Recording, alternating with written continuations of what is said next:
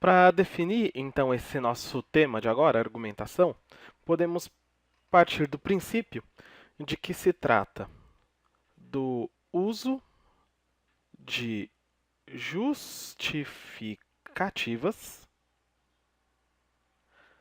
para defender uma tese.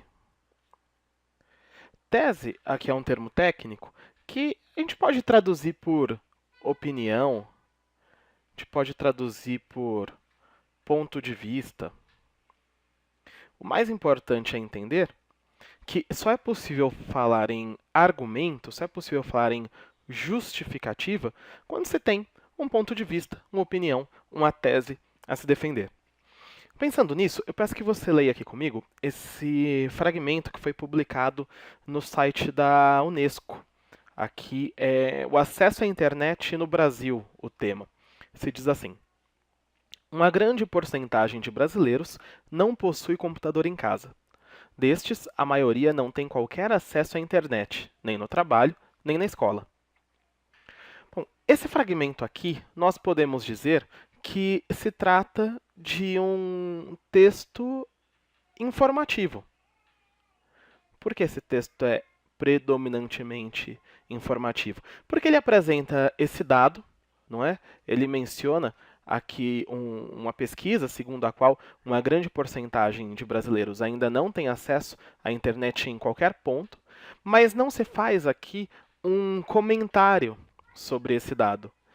O argumento, a justificativa, aparece quando um dado como esse é comentado para a defesa de uma tese. Veja, aqui ainda não há uma opinião sobre o dado apresentado. No texto que a gente leu, ainda não há um ponto de vista sendo defendido sobre essa realidade. Não é? Aqui o dado apenas afirma que poucos brasileiros ainda, que muitos brasileiros ainda não têm acesso a esse novo meio de comunicação. Bom, como seria, a partir disso, um texto argumentativo? Aqui nós temos um exemplo, eu vou ler com você.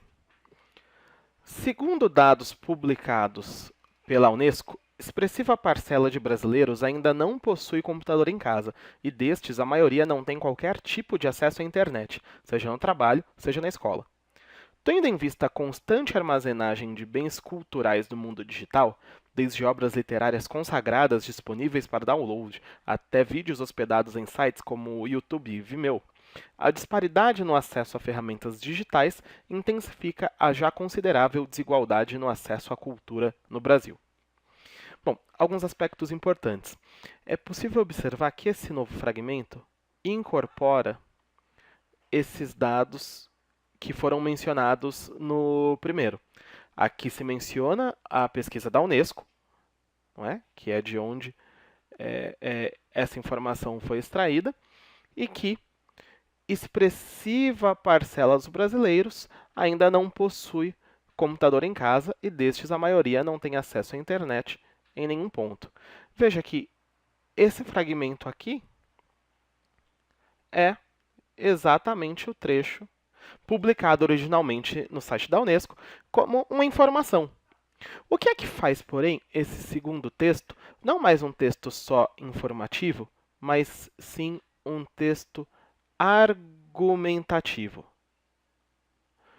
Um ponto fundamental é que nesse segundo fragmento agora se defende uma posição, se defende uma tese que está explicitada aqui.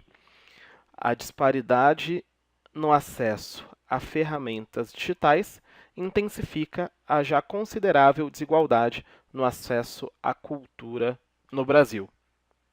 Veja que essa é uma tese, essa é uma opinião, esse é um ponto de vista que se sustenta com base nesse dado. Muitos brasileiros ainda não têm acesso à internet.